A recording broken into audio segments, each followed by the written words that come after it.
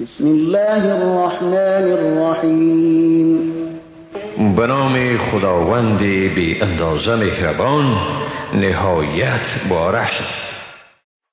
و اذ قال ابراهیم رب ارنی کیف تحیی الموتى قال اولم تؤمن قال بلى ولكن ليطمئن قلبی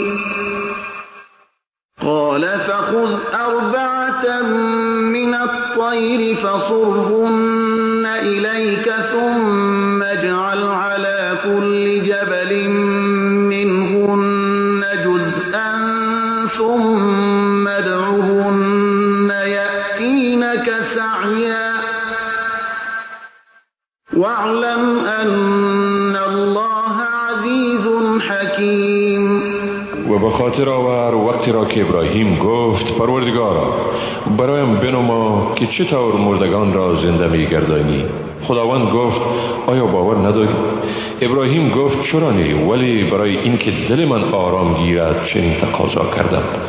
خداوند گفت سپس 4 نوع از پرنده بگیر، سپس آنها را به هم آور، یعنی توته کن و به هم آمیز.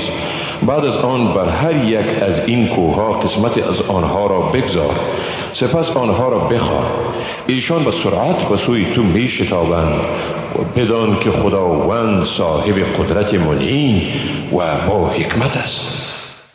مثل الذين ينفقون أموالهم في سبيل الله كمثل حبة أنبتت 7 سنابل في كل سنبلة 100 حبة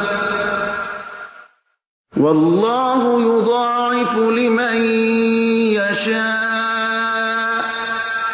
والله واسع عليم.